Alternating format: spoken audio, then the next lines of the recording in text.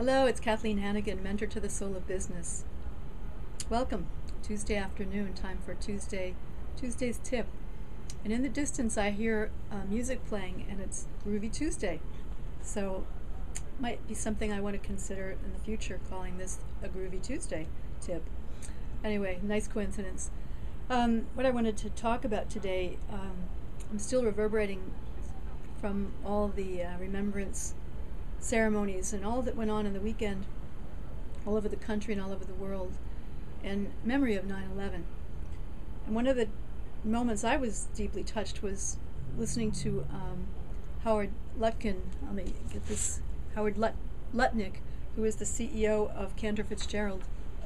He was speaking to Piers Morgan the other night, and Piers asked him and said, at what point, after losing his brother and nearly 700 of his closest friends and employees, he himself was in total shock, thought that his life was coming to an end, was stricken with grief, and he went to the home of a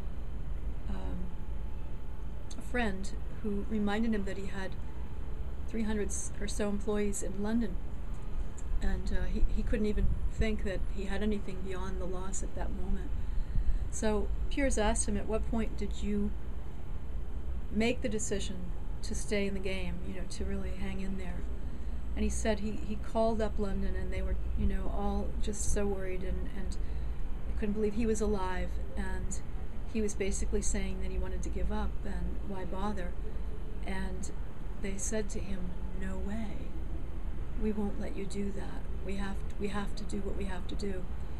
He made some very tough decisions that he was not popular among the survivors the survivors' families initially, but eventually, by working around the clock, this skeleton crew of employees devoted themselves to business, and he was able to hand over millions of dollars to the survivors' families within just a couple of months after.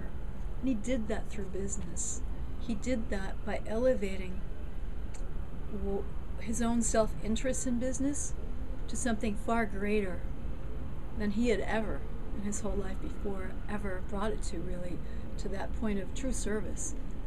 And it was business that did that. That was the machine that allowed that. And he says something here. He says, the people in Washington spend too much time in Washington, so they think Washington-centric thoughts. He said Washington is not the engine of the economy. Basically, it's business. He agrees with Warren Buffett's idea for the rich to pay more taxes, or he disagrees with Warren Buffett's idea for the rich to pay more taxes. Instead of him giving the government an extra $100 million a year, said Lutnick, what he should do is invest that $100 million, and not buy shares of Bank of America, but do startups, invest in startups. Start by giving people jobs. Start by giving people more business.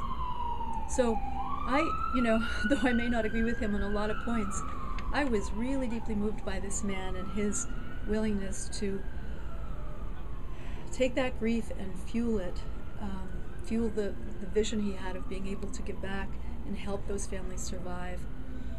I say this to all my clients: you have to have something bigger than yourself that gets you up in the morning, that gets you out of bed, and has you doing all the things that it takes sometimes to keep your business going, whether it's to help one young woman with her eating disorder, or help whoever it is. It doesn't have to be hundreds of thousands of people, and of course with the internet it can be. So I'm going to write some more about that in my newsletter this week, but I wanted to share that with you, that moment that touched me so deeply this weekend when I heard that interview. Thanks so much. Many blessings to all of you. Namaste.